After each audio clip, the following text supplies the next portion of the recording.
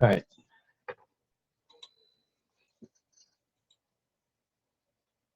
Good afternoon, everyone. Thanks for joining us today. Today we'll be going through Flutter with Justin, who would be hosting, well, guiding us through an exercise, teaching us the basics of Flutter. And now I guess I'll hand it over to you, Justin. Okay, so afternoon, everyone. So let me just share my screen.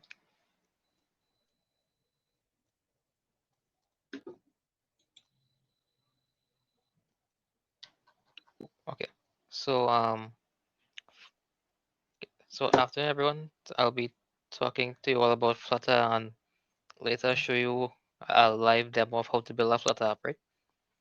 Now, before I talk about Flutter, I wanted to talk about the ways of developing apps, right? So there are two approaches to build an app. There's a native approach and then there's a hybrid approach. So with the native approach, right, you build apps for specific platforms, right? So for example, if you're only building Android apps, you will be using Android Studio with Kotlin or Java. And if you're building up iOS or Apple device, you use Xcode, and that will use Swift or Objective-C, right? Now with native, the apps will have the best performance and it'll have the best look and feel, right, for those devices, right? But it will come at the cost of it'll be very expensive to develop both apps because you need to have two teams, one for Android and then one for Apple, right? And then you also have to factor in there's limitations for both platforms, right? So there are differences between Android Studio and Xcode, meaning that there will be features that might be locked on or doesn't exist on Xcode, but will exist on Android Studio, and vice versa. Now, on the other side, we have hybrid apps. Hybrid apps use one code base, and they can be used to build apps with both Android and iOS and other devices using this one code, right? So with the hybrid, you have the advantage of building apps faster. It'll be cheaper because you will have one team dedicated to it, but it'll come at the cost of performance. And there are cases where like you actually, if you build a app in, let's say, React Native, which is a hybrid app framework in JavaScript, you will actually notice that depending on what you build, you will actually see that the performance on your Android will actually be slower than the iOS or the other way around, right? And also the look and feel of it, like the way the app will move, interact with a user, it will actually be very different and it could actually so uh, yeah, it will actually not feel user friendly depending on the device because it would not like adjust itself to the screen and stuff. And you also risk it will be jittery or a little buggy and stuff, right? So and with Flutter now, Flutter actually is the best of both worlds. Flutter builds is used to build is used to build on multiple platforms with this one code base. And the apps that it launched and the app developments of it, it will actually when it deploys for Android and iOS, it will actually be built and it will look, feel, and perform like a native app with this one code base, right? So Flutter is an open source framework created by Google, and it can be used to build on all these platforms here. So as you can see, you could with Flutter you could build for Android, iOS, Linux, macOS, Windows, Fuchsia, and web. So you can actually build a web app if you want it as well. And here's a small demo of Flutter in action. So this is the same code and the same app. So as you can see, the Apple app opened. And okay, so it's a GIF. Sorry about that if not timed properly. But so yeah, the Apple LCD home button is centered on top, the app bar. And on the Android now, it actually was to the left. So with Flutter, it actually adapt the apps. That same code adapts to the devices on, right? And it will perform as the same on both devices, okay? Now let's talk about the programming language. So Flutter, the Flutter framework uses that as the primary programming language, right? So this is what you use to develop both the functionality of like your buttons and display, as well as style and create user interfaces for your app, right? And they all use the same variables like you would do in like other programs, like so like in C and C++ you'll use integer, so int bool. In Java you'll have string, and list is this the array version, right? And now let's talk about the third-party packages, right? So Flutter has a large library of packages you have access to on pub.dev, right? With this link here. Pub.dev is basically the place you go to find plugins to do specific features for our app, right? So for example, let's say you want to add biometric authentication to your app. There's a library on pub.dev that allows you access to um, the biometrics of your phone, right? So you can actually al allow your app to use the biometric features of your phone. So if you have an iPhone, you have access to Face ID. On Android, you could use whatever Android phone you have. So if you have fingerprint, if you have a Samsung, it will give you access to like the iris scanner as well. And it has very nice detailed examples on how to install those packages into your app project, right? Now let's talk about widgets. So widgets are the central hierarchy of the Flutter framework. So when you build a Flutter application, you are essentially building widgets, and widgets um, are basically what you use to create the user interfaces, right? So there are two types of widgets, a stateful and a stateless. Stateful widgets are ones in which the user can interact with. So whatever changes the user makes it or interacts with it is stateful. A stateless is like a widget that never changes. So it just consists of, for example, like a button on your screen. That would be like a stateless widget, right? And here's a nice example of how that code looks for any Flutter framework, right? So this is just a basic user interface, the code and how it looks. So we start off with the scaffold. This is the top widget. In it, you'll see it have the app bar. So this is the blue area on the phone next to it. And this widget title came from a stateful widget. So the title came, in this case, will be Flutter demo homepage. And now the body. So the body is the white area of the phone. Now in the body, you'll see it have a center with widget. In it have a column widget, right? So basically what this column widget does is it just makes all the children come children just in this column widget go vertically down the screen, right? So you'll see I'll explain just now. And this main axis alignment basically tells it to align the axis center. So with these two with this center and this center together, it'll make all the widgets dead center on the phone, right? And so now we'll go to the children widget. So it have text. So you see text, you push the button this many times, show up right here. And then because with as a column, it'll the zero here, well, let's see counter value will be zero because I was set before any program. And yes, and you'll notice it is bigger than the right in here. And that's because of the style and theme it used right here, right? And this here is what you call a floating action button widget. This is outside of the body, and it's made the same way like upper and body, but I wasn't able to show it, but I'll show you how it looks later in the live demo, okay?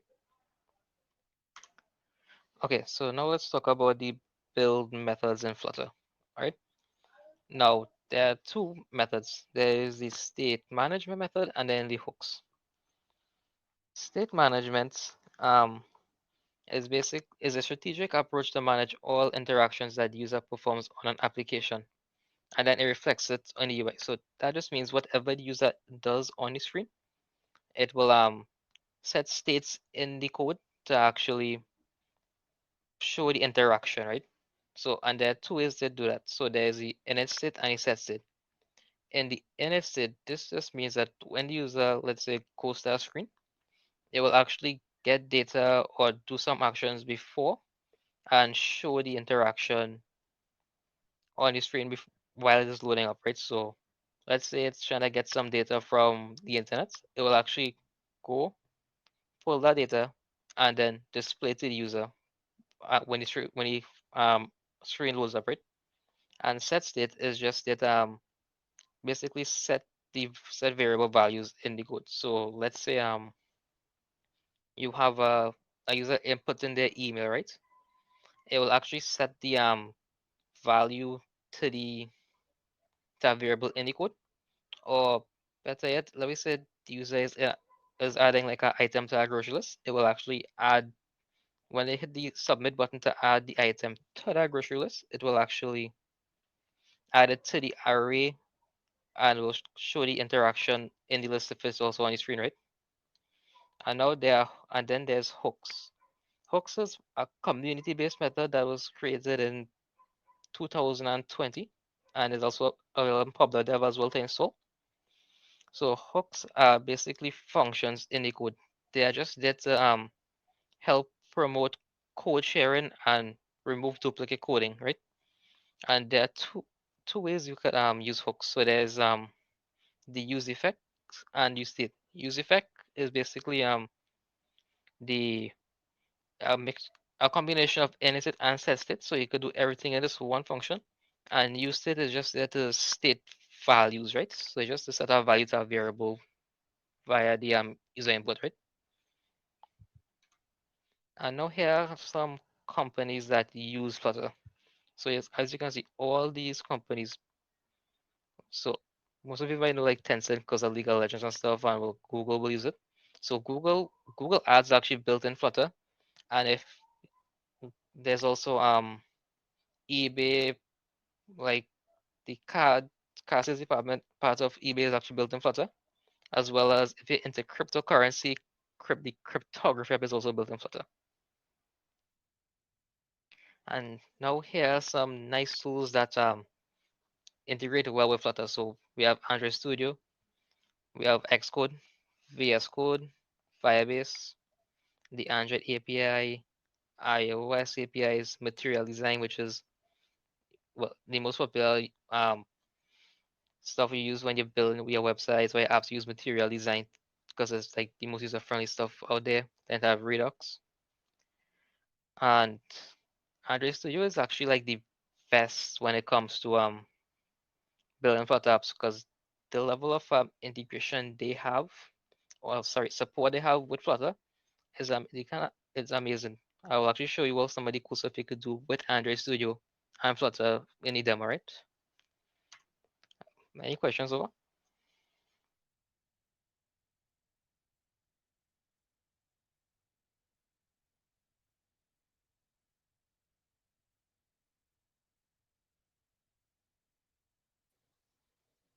Oh, I guess no questions. Yeah, looks like we're all good.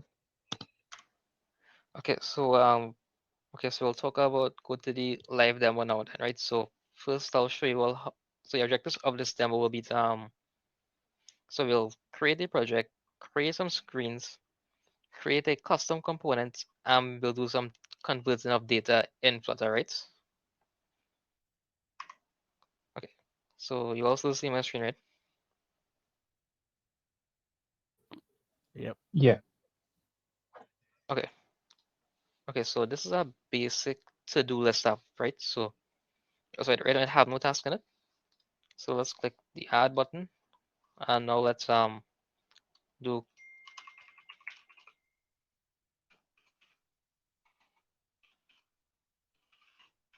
let's add a task, submit. So yeah, as you can see, it actually it tells you that it was added successfully, as well as it shows up on your list. Now let's add another one. Let's say update Flutter.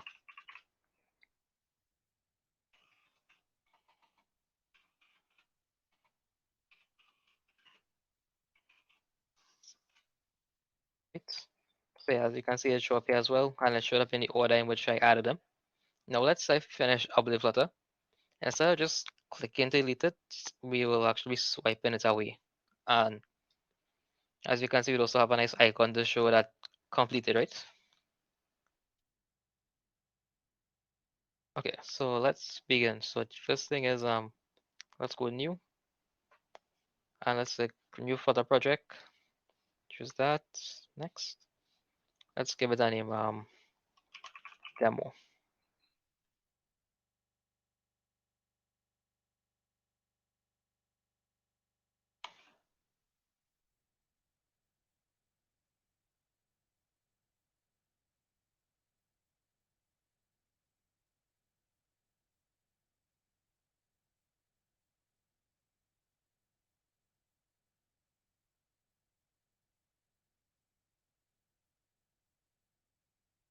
Oops.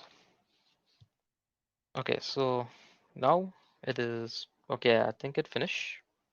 Right, so this is the so when you finish build the project in Flutter, it will actually create boilerplate code for you already.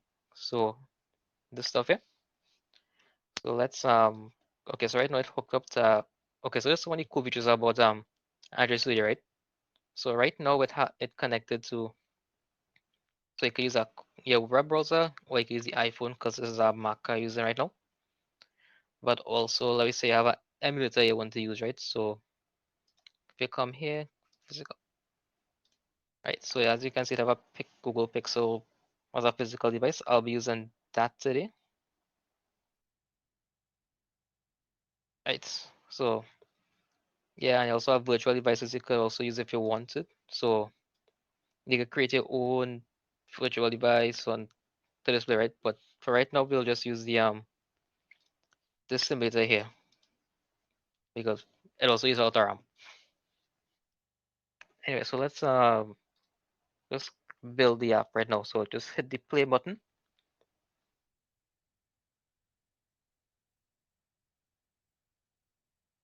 Okay, yeah, and this is while it's building. So when you're building both Android and iOS device, it will actually do all the building in Android Studio, which is very Um, nice. No, Justin. yeah. Yeah, we have a request. Is it possible to zoom in?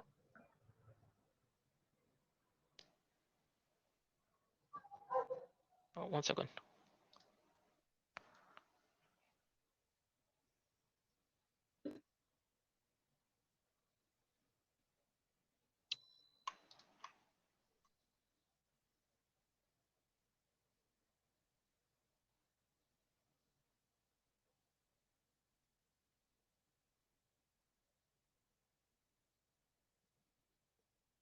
Yeah. When Is that you better? yeah, that's better. Tamika. Okay, nice. She says yes. Okay.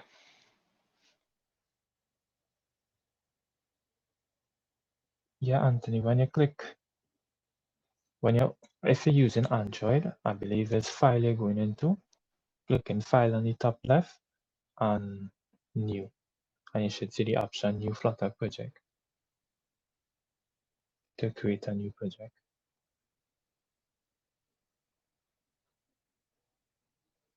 Yeah, Justin, I think you're good to go. Okay. 1 second, right? I just lost the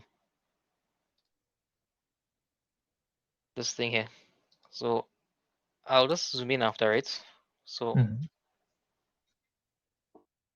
it's okay. So did it finish build? Okay, yeah, I finished build. So 1 second. Let me see if I can make you all see this here, right?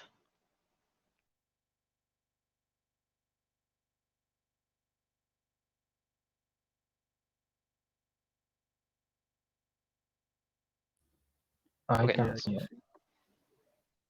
All right. Well, basically, so the cool thing is with Android Studio in particular, you know, it actually builds the Apple, the iOS and the Android here. Normally in like other frameworks like React Native, you have to like run special commands in the terminal to actually convert the code into the iOS, and then from the iOS you have to open Xcode and hope it compile, and then it will actually open up if it compiled properly, right? But this is everything for you one time, which is like the best thing ever. So yeah, this is the boilerplate code that comes with Flutter, right? And when you just click the button, it'll just add it. So now let's okay, so I'll just explain some of the stuff here, right? So basically, any main itself, we will actually be they won't be touching the main at all, honestly. We'll just be using like one or two things from here. Okay, so the main the run. So this is how the app starts. This is what you use to run the app, right? And then this is the class for the my app, and then it just builds it, and it just references these classes here. So this is the stateful widget and the stateless widget stuff I was talking about before, where it has a title and stuff, and then this way like the interaction with the title. So like the required title. So when you're creating a new, let's say creating a new page, it actually shows up right here. So they call the my homepage here with the title Flutter homepage, and that's how it shows up right here, right? So let's just start building the app that I showed previously. So the first thing I'll do is go to new and directory. We'll create a folder called screens, and we'll also create a new folder called components, right?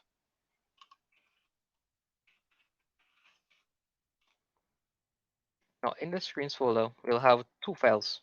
So yeah, click on you again and that file. Let's call it tasks. It's another file will be add task. So add underscore task.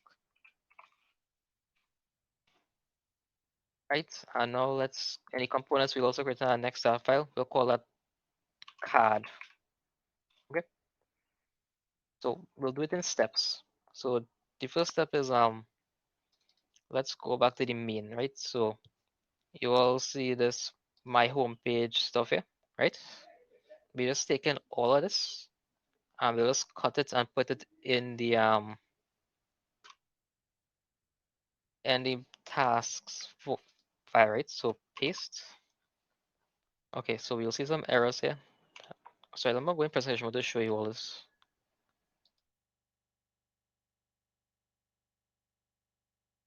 Okay, you're seeing good, right?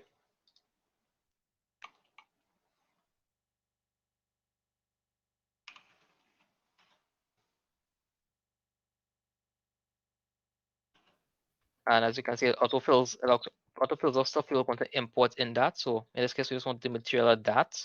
And as you see, all the errors are actually gone from.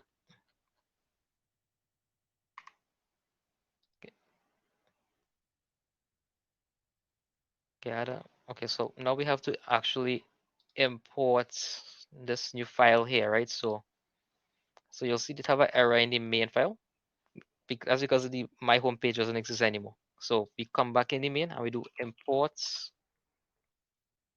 So we'll package, and you'll see that it'll auto fill out some stuff here. So we'll do demo screens, and from here we'll do tasks. That and see the error disappear. Save. Oh, I actually forgot one thing. So check this out. So let me say so calling this right. So let's remove the page from there, right? Oops, sorry.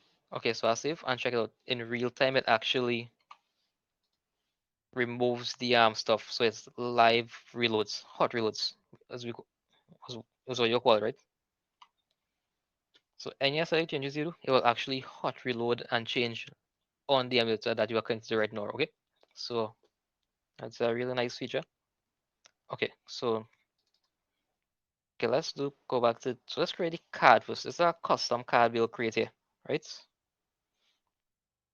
So giving card. So I'll go back in presentation to show you all now. Right. Okay, so there's a nice shortcut in HSCO called stateful, STFUL. And it will actually autofill the class components there for you. So you'll call it custom card. And it actually fills out everything for you. Now the errors we have in here is because it did not import the material package in Flutter. Okay. Now that that's fixed, let's see. Okay, so in the demo I showed earlier, it had a custom card. That card had a title and a description, right? So to get the title and description in this card, we'll do required this dot title, and then we'll do required this dot description.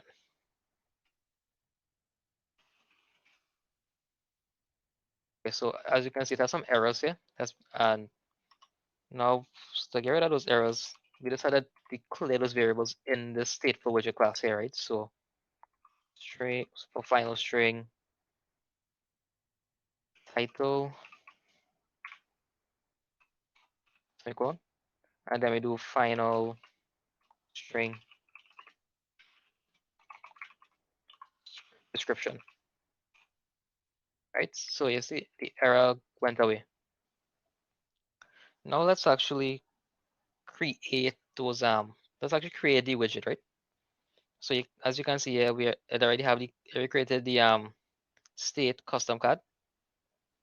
So this is where we actually build the interface for this card, right? So first things first, let's rename this. So instead of a container, we written in a card widget, right? In this card widget, we have a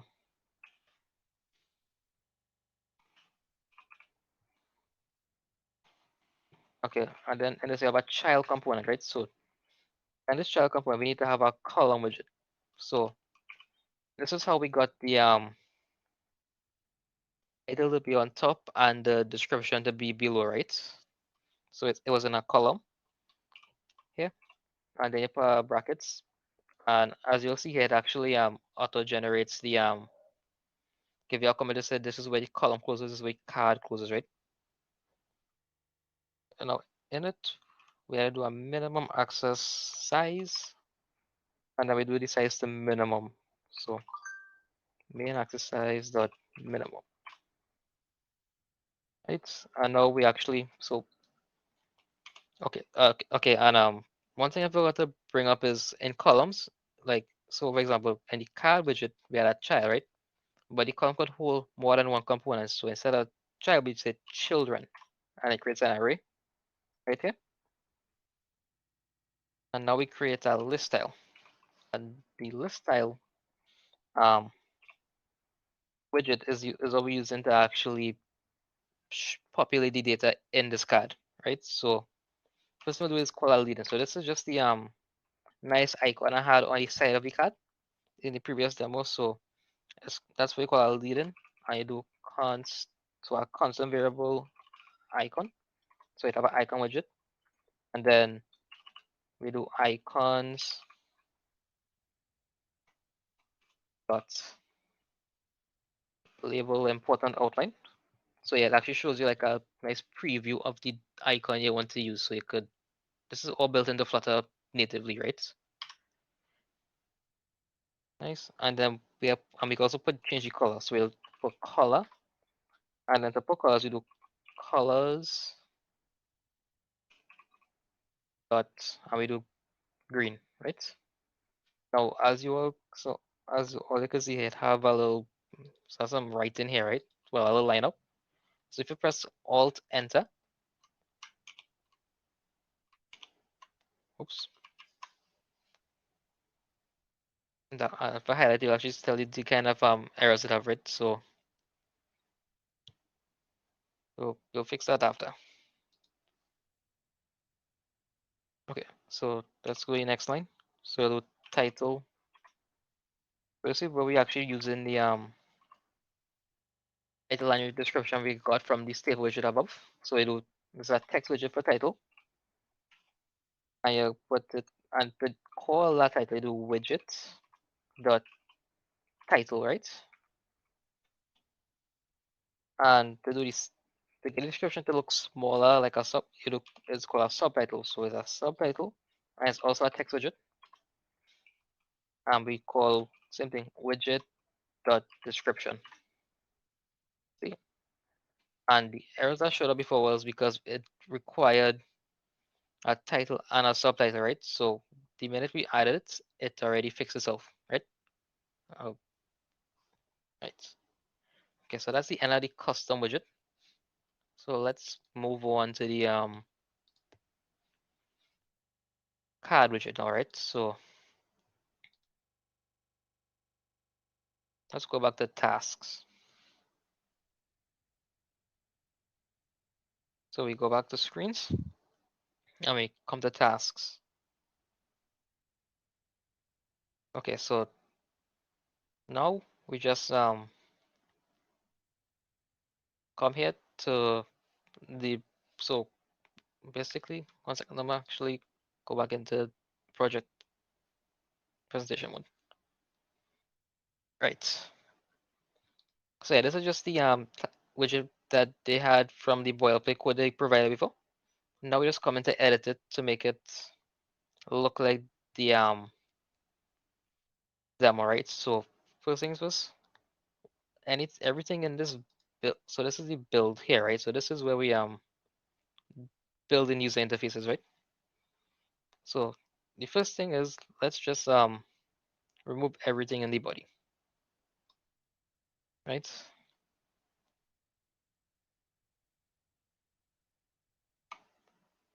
Nice. Okay. Okay, we'll just leave that there for now, right? Okay, so this is the first action button I talked about earlier. So as you can see, it was outside the body. And this is how you create the floating action button. Is a widget called floating action button. And the on press is just the way it's just the function used to interact with the button to do the ads, right? So we don't need this anymore. So we can actually remove this line here. The tooltip. So okay, so the tooltip is actually where if I'll show it after, but like actually I'll undo this. Okay, so sorry, actually I'll do this right. So basically when you hold down the icon on the button, it'll actually show like the word increment on that button, right? I will leave it on and I'll show it when I finish build this up, right? So okay, so the body is empty. Now let's remove this function here. Okay, so now that function, we could also remove these variables here. So this is the function I was calling, and this was the counter variable it was using. So we could remove those.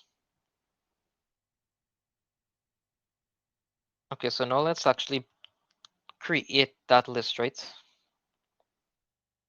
So we start with declaring lists, and the type of list is map. So in this demo, we're actually using a JSON object in the JSON object array, which just means it just holds basically just holds the title and description in one object, right? So and then so that's what map does. It map is just to hold the title and the description, and we call it dynamic, comma dynamic,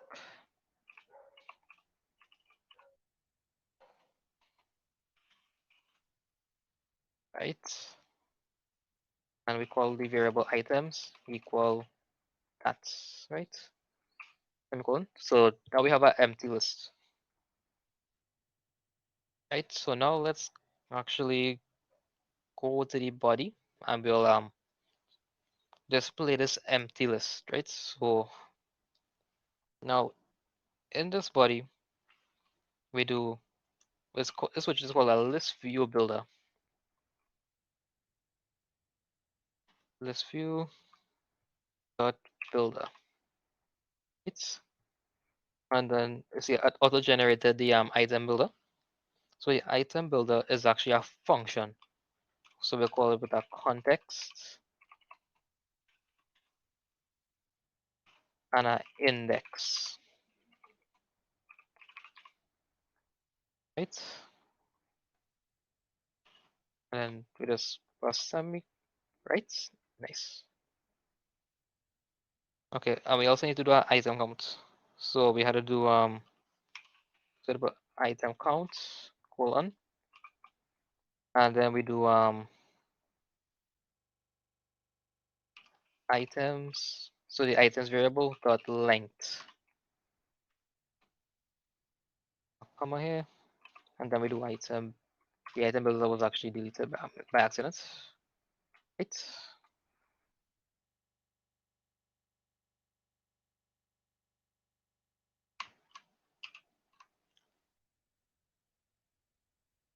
Just make this a little more user readable. Okay, so now let's actually do the code to build that list, right? So to do the swipe in action, okay, so the first thing we gotta do is we gotta get that item. So final, this is like the consequence. So this variable never changes.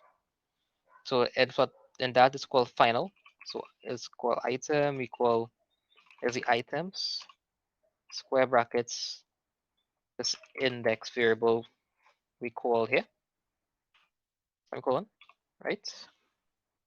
And then we do our return. So this is where we actually build the widget to do the swipe in action. So the name of the widget I used to create a swipe in action is called dismissible. So dismissible, and then we do so it requires a key. The key allows Flutter to uniquely identify the widget, right? So in this case, we'll call it the key will be a key. Let's call a key value. I will do code item. Sorry. Okay. Dollar sign item square brackets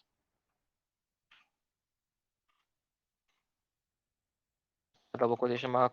I'm gonna call it title. Right. So basically, what this does is it takes the item title and it will give that title as the unique key for this widget.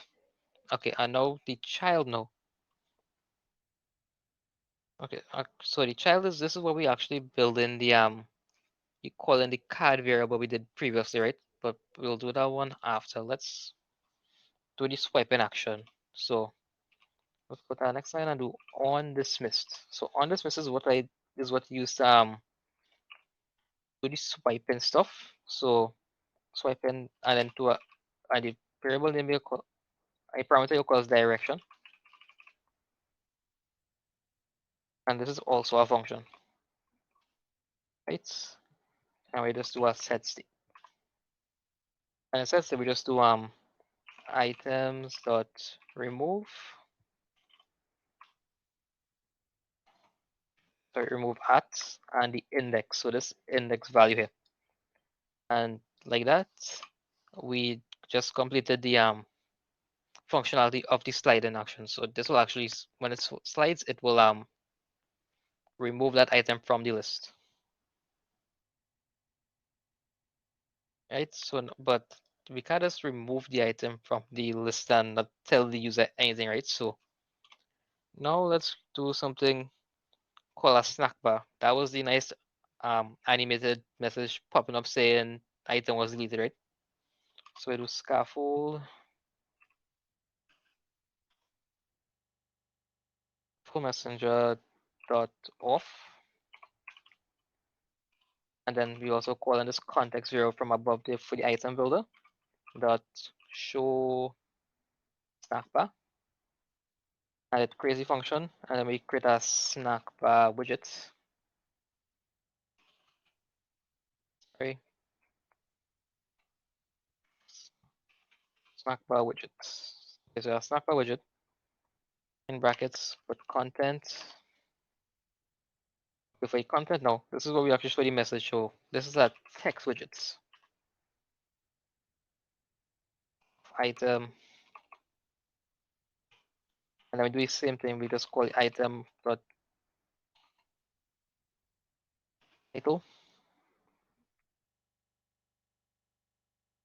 and then we just do a plus, quotation mark space, and completed. So now, whenever you swipe away, it will show this message saying that the this title, the item title, is completed. Right now, one last thing before we actually build the child, we need to create a background. So this is where we actually set in the green as well as the check icon I did show earlier. So in the background is a container widget.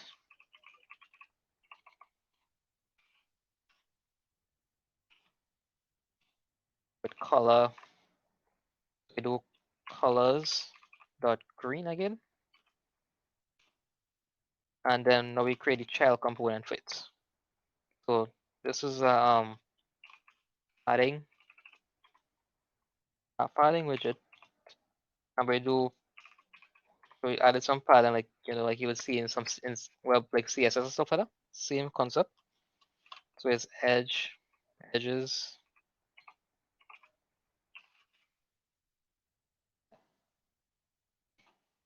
edge insets, sorry, dot from. Yeah, and then just put 0 to 0 for all. So this will just make a dead center on the list here, right? And now this is where we actually do the this is where we add the check icon. So it's a child component in the parent, and we just call it icon widget on icons dot check, and you'll see here it show up here. Select it, and as you can see, it still have a little error somewhere. So if I do alt enter, you'll see add a const modifier. So this is the next thing about Android Studio. It actually enforces you to use good coding procedure, right? So it will tell you, even if it's not error, you should still add it to make it look proper, right? Okay, now we actually do the child component. So this is what we display in the actual card of that in the list, right? So okay, so actually we forgot one thing. We have to import that widgets. So we have to do import package, and then if we go screen components, and then we import card.dat, right? And if we come back down here now, we'll actually be able to call that card widget. So we call it custom card. And now we need to actually call, we need to, in order to call, we need to add the title because we had required variable next to it.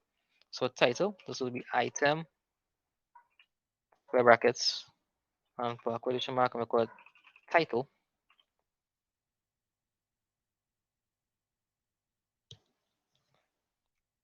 And then we had to call the description, right? So description is the same thing. We call it item, square brackets, description, right?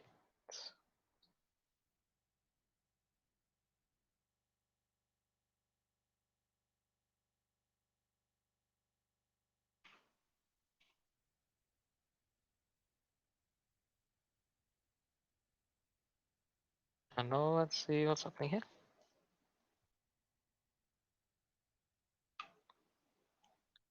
Right, so yeah. Remember, semicolons are very important in this stuff. Okay, nice. Okay, so yeah, now this is the end of the list view builder. So right now, okay, so right now it has not, so still show an error because of the on press. So now let's deal with that, right? So first thing we should do is create the function. So to create a function in Flutter, right? And that, sorry, you come right here and you actually, and now we just build it. So I can now program it to void. We aren't returning anything, right? So we're just doing a void underscore.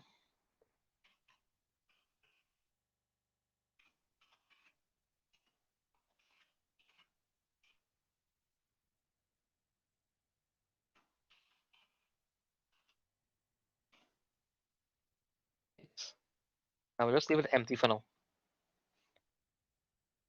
And we just do navigate to page.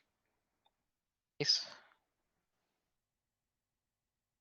Yeah, I'll just exit presentation mode for now and just save. Right, so right now we have an error somewhere. Okay.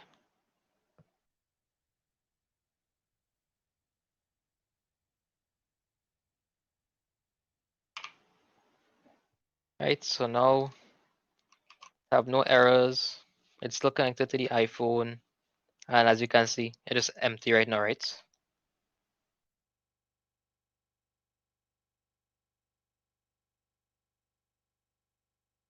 Right, so now let's do the other page, right? So let's do the add task page. So same thing. So again, we're creating a stateful widget as well again. We do import. Same thing. We must always import this for the material, and then we just do stateful shortcut and auto generated stuff first, and we do call the class name add task. See, and it already auto generated everything.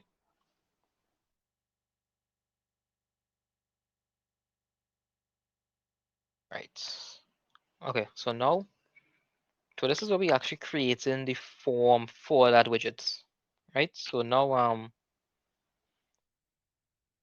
so we're not touching anything here. We'll do everything right inside of the state widget here. So the first thing is we had to create a string title, and another string description, and as you can see, it have an error. It just means that it must be initialized, right? So just set it to empty string, and the error goes away. Right, so now let's actually build the form.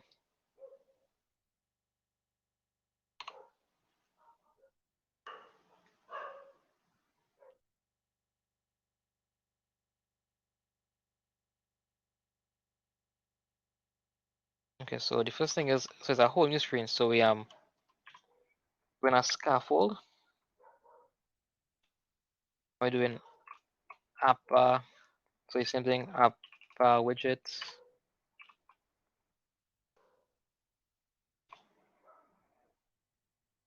and then we just do a title. And and title must be a text widget, and we'll call it add new task, right? And again, it must have a constant, right? You also hear me, right?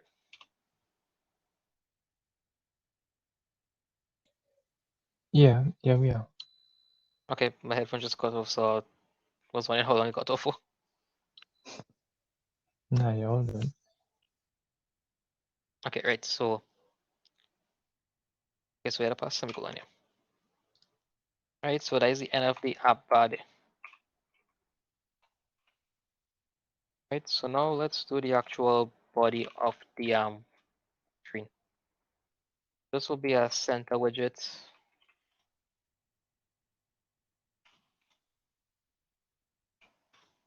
And then this will have a column widget. And we just center and everything, right? So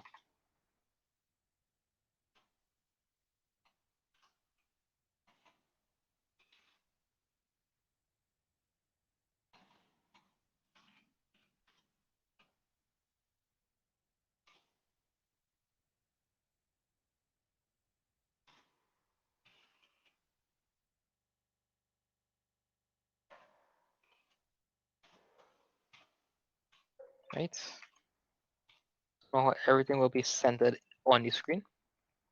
Now let's actually create the form itself, right? So let's see. So the first thing is we gotta create a text form field.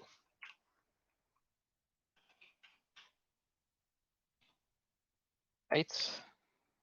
And now let's actually do the functionality of it, right? So to handle functionality, you do on changed, and the text is will hold the actual text value the user inputs, and then we do a set state. So the set state will actually set the change will set the title, right? So in this case here, we'll do text. I mean, sorry, title equal text. So this sets the title to the text user input here.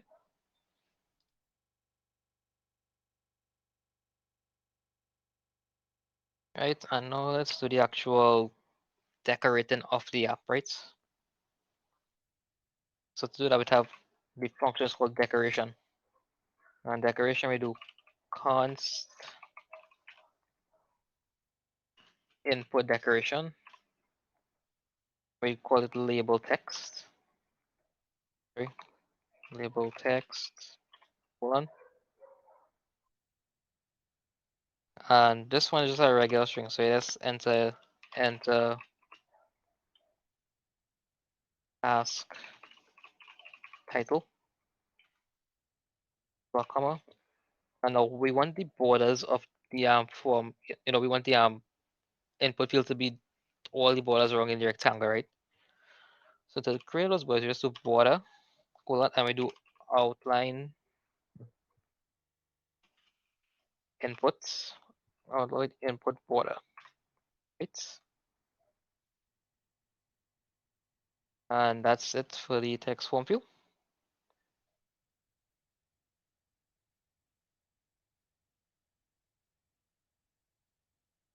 And when I do now to add a next one, we do add a comma, and now we go to create the other text view. So I'm not sure if you all saw it before, but that text view was like a larger one, so you could have add like a larger description if you wanted. So it's multiple line. So to create a multiple line input, you do text view.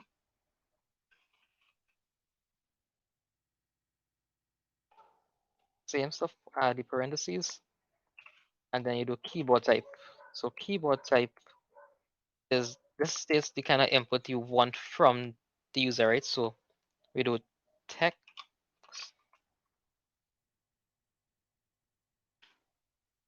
input type dot multi-line. And now let's give it a number of lines, right? So in this case here, it'll be max lines, and we'll give it 10. So this will display 10 lines in that input box, right? And now let's decorate it. So same thing, we do a const input decoration, and same stuff, label text, and we do enter description,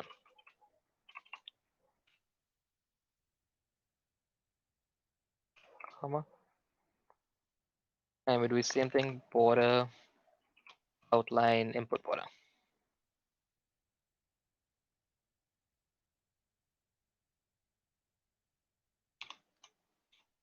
right? And because, good practice, they wanted our const. Okay, so the last thing we had to do here is do the on change, right? So now we had to actually set the values of input tab to the anti-disruption variable. So it's same thing, on change, same thing, text, and then we do set states, and we call description equal text. Now we have an error, and now the error is because it had a const.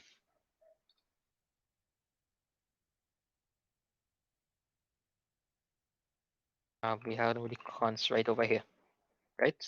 See, and now the error fix.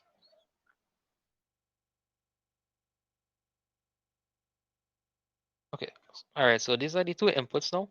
Now we have one last thing to do, and that's the button, right? So let's go to the button. So to create a button, it's called an elevator button, right? And now, okay, so we'll leave this stuff empty for now, right? I'll just remove this variable.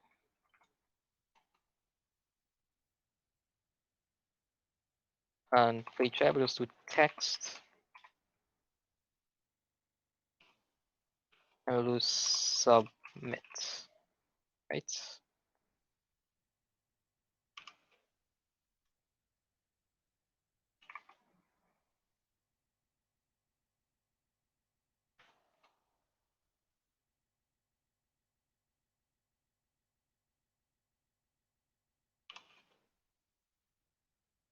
Right, and then the child was actually deleted in that little error there. Right. Same stuff, just add a const. Okay, now let's actually style this button. So the style button is just a style function, and do elevated button dot style theme. I mean, sorry, the style form, and parentheses already created, and do minimum size is size dot from height, and we'll just do 40. So basically, what this does is it actually makes the button long enough as wide as the screen itself, right? Okay. So now that that's done, let's well, let me exit this view. Right. So now let's go back to the task file, right? Now remember that function we created earlier in task called navigate to add page. Now let's actually navigate to that page, right? So that file we just now created. So we come up here and we import that file. So import package, sorry, demo slash screens, and we was add task that, right? Now let's actually navigate. So to navigate to that page, we will do navigator. So it's a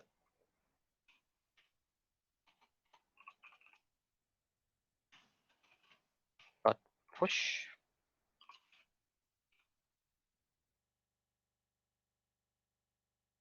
and we call a context, and then we do material page route. We call this context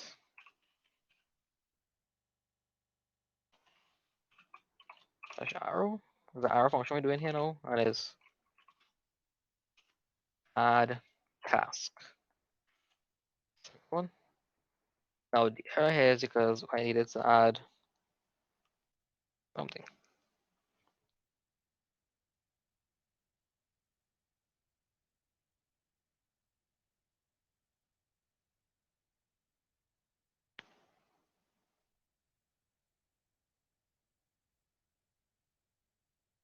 Oh, oops.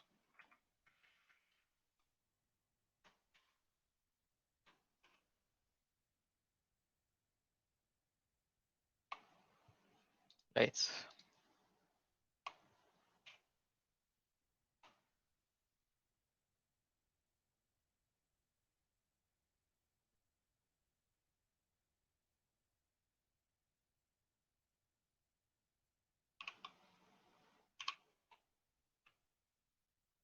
Okay, so now that that's done, and you see now it's calling that function here. Let me exit this. Right. So let's rebuild this project.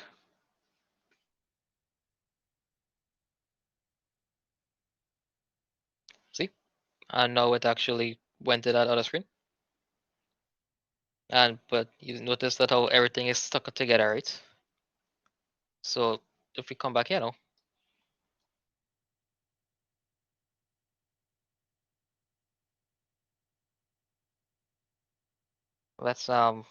we need to separate these inputs here, right? So to make space between these widgets, we do search in between called a size box. Size box. And we give it a height of 10. Right? A comma.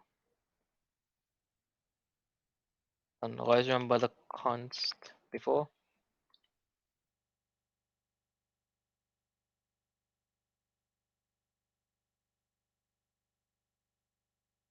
And let's do another one here.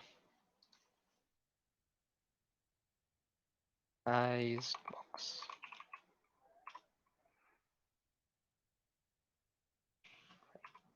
10.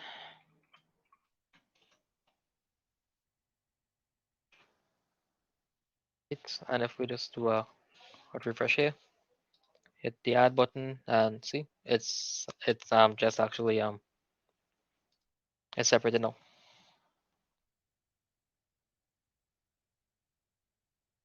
Okay, so now let's do something a little bit tricky. So remember in the app previously, right? We had when you hit the submit button, it added the stuff to the list here, right? So to do that now, we will create a function in the button in this onPress function here, right? So now to do that, we go to elevator button onPress, and notice in the file before we did navigator.push, right? So when you're doing stacks and queues, you in stacks, remember you push and then you pop to remove it from the list, right? So that's the same principle we take in screens in Flutter. So we just do navigator.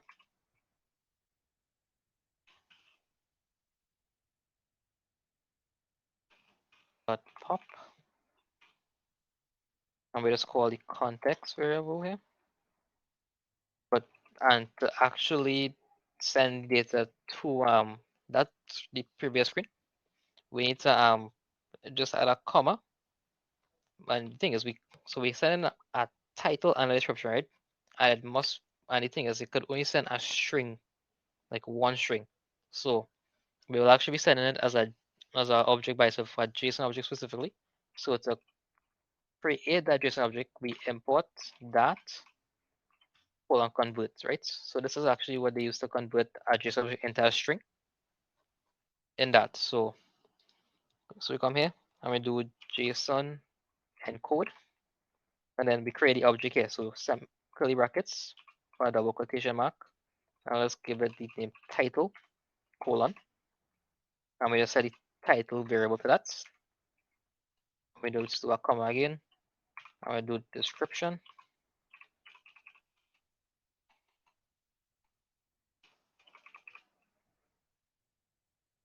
colon, and we do description. Right? We just do semicolon. And there you have it. This is how they do this is how we go back to the previous screen with the data with the data input here, right? So now let's go back to the previous screen.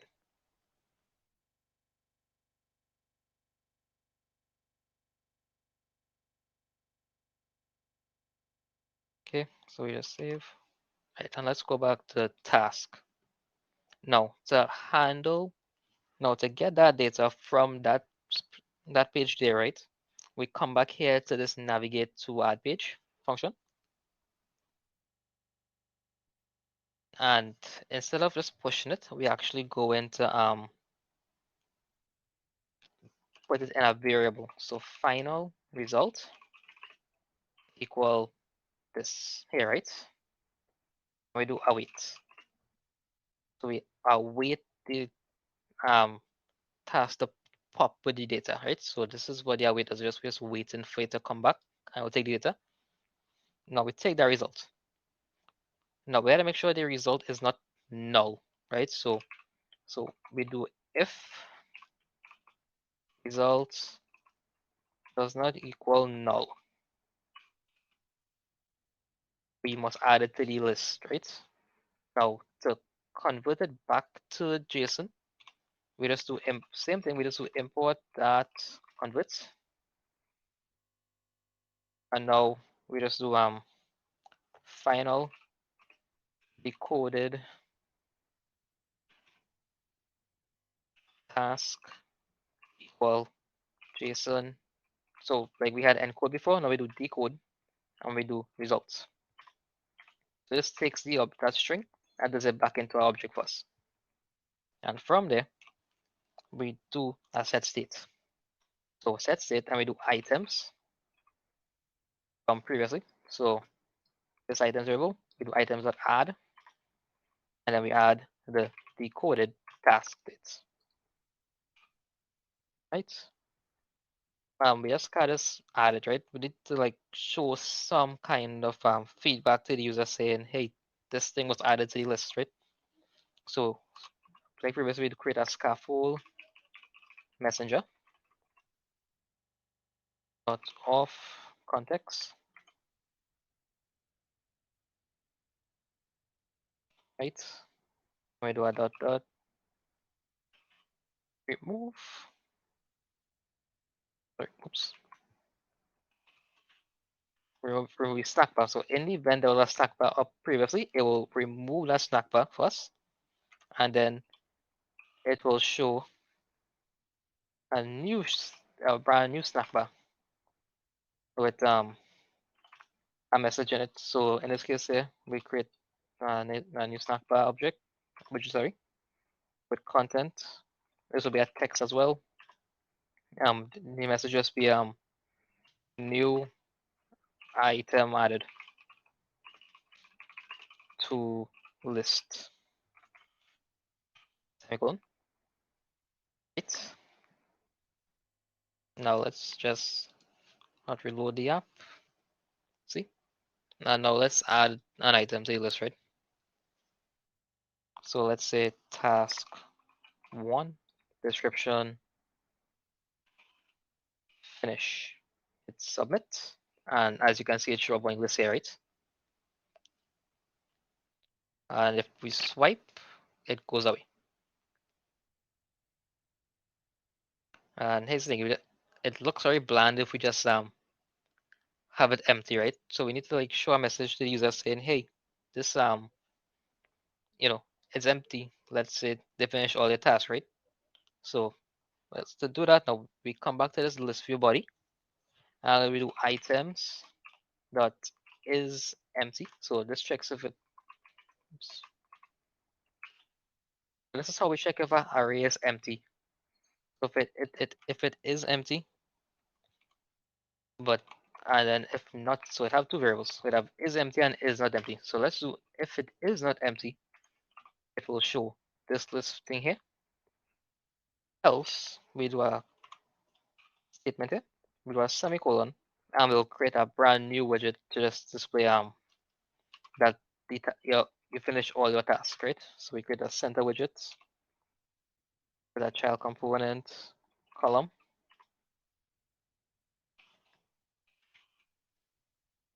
With main axis alignment, and then we do main axis alignment dot center. And we do children is oops, we are const. And now we officially just do let's create an icon with icons dot check.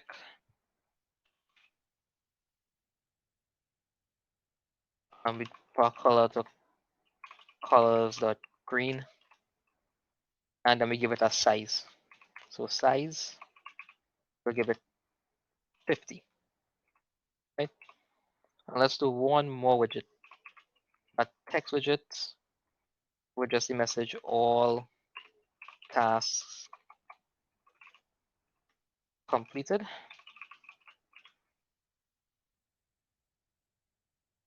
And we'll give that a style of, and to create that text, I will just create a text style widget, and we just do font size of 25. Right?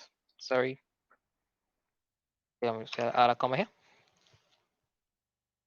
Okay, hit save, and you see here now it actually shows up with here. And if we come here and we just do task 1 and submit, it disappears.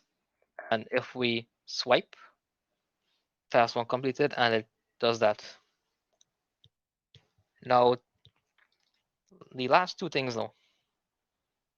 Let's say you are like me and you hate light mode. You just come here, control this switch dot blue, and I do theme data dot dark. Hit save, and your app is now dark mode. And one more thing.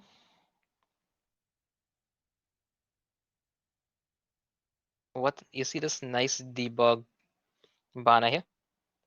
We don't want to see that debug banner anymore. So to remove that, right? We come to right here, right? So we right here material app, and we do debug, show check mode banner, and we do false. Hit save, and it goes away, and you have a app in Flutter developed, and your app is completed in Flutter, and that's it.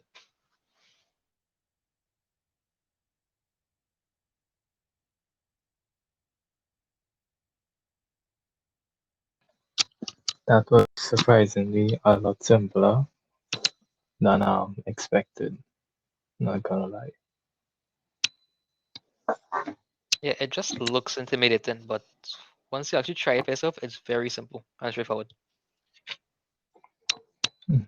And let me say, actually, I have one thing. Let me say, in the event you are lost in this tree of widgets, if you come here to Flutter outline,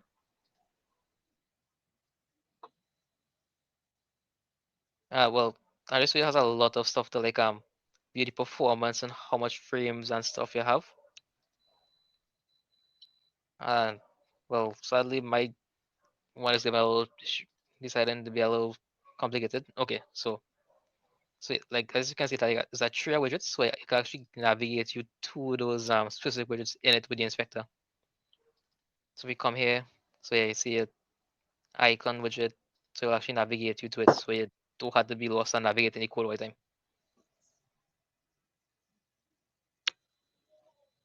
Okay, that's pretty handy. So just to make sure I get this clear, right, that I have the proper understanding of this. So these classes are actually the widgets that would be rendered on the screen, and to define it, we use the we just override the predefined build widget function, correct? Yeah. Right, and the navigator is basically predefined for us, but it's treated as a read-in, which would just push the different views and pop it to Yeah, transfer data. exactly. Yeah. It have and there are more options there. So let me say let me say login, right? You don't want to pop and go back to the login screen, right? Well, if you log in, you don't want to go back to a login screen. So it have like push and so it have more than one push feed function. So you could push and it will never I will stick to this one page forever for you. So like if you're on Facebook, you log in once and you just open the app back and it will do that for you. So it have a function built in into the navigator to do that as well. So it have more than one type of push function, if that makes sense. Okay, okay. So this one would just keep a record of it, but it have others that would not keep that record. That is what you're saying? Yeah. Okay. And the set state, that is basically like a callback function. Kind of. So basically, you need the set state function to actually show the changes to the interface to the user, right?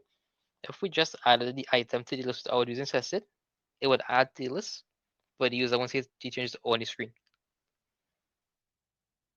Oh, so that basically keeping the widget itself up to date. Yeah. Okay, okay, that makes sense. And if you did not have the upper for the component, would the body pick up the whole space? Yeah. Yeah. So the boy would take up everything. Okay. And for my final question, I noticed you're using a lot of scaffold, which I assume is a predefined widget, right? Yeah. Is That is that required when available in any screen. so? That's like a container to keep stuff from going out or something? Actually, you need the scaffold in order to like add the body and the app band stuff to the screen. So it's like think like an actual scaffold. You actually need to stack it. So it's actually scaffold. You could only have the app bar if you have the scaffold here. So this is the plate. This is how you start building a screen in Flutter. Okay, so that's the only option. There's no if or buts about it. No ifs, ands, or buts about it. Okay, okay. I guess that's all for me. Anyone has any other questions, anything they like to address or queries for Justin? Yeah. Can you hear me? Yeah, I have a question. You can hear me, right? Yeah. Yeah. Okay. This was in Android Studio.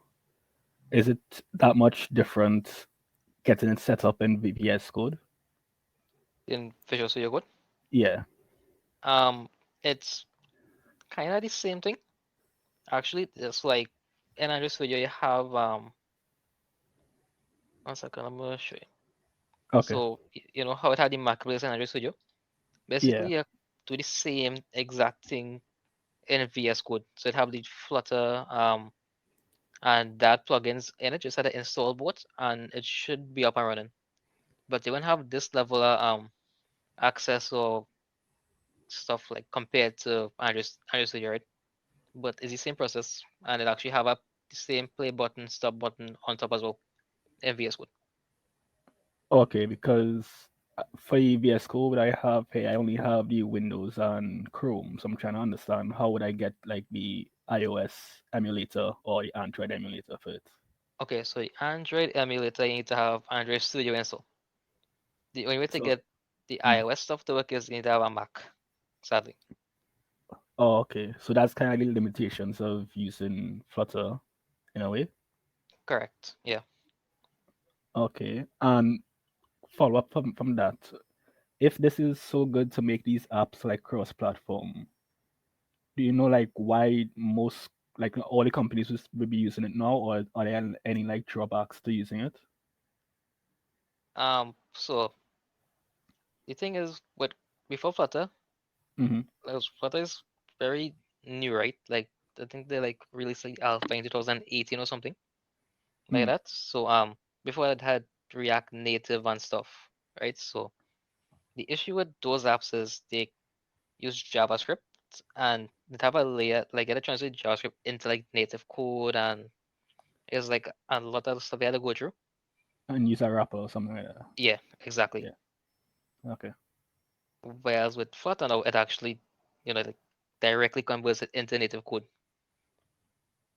Uh, Okay. so that's why a lot of places are using Flutter right now because the performance and the look and feel is so much better than a React Native app. Okay. So is there like a best case scenario to use Flutter instead of Android Studio? Well, Android creating this like an Android alone app instead of using Flutter to make it cross-platform. Um, well, the thing is, well, obviously native will always be better than a hybrid, like because performance and stuff. But the there are like research where I read where they say that how with Flutter and some other frameworks, the performance changes like very little. Mm-hmm.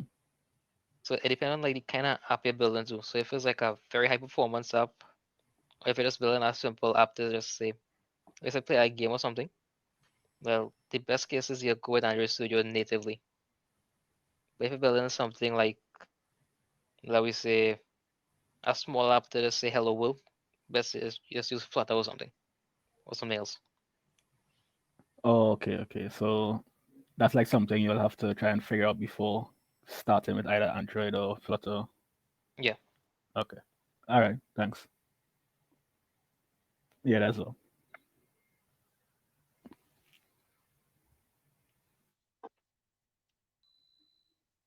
Sorry. I was just Um, saying, yeah, no more questions for me. Thanks. all right. Anyone else? We have a few minutes again.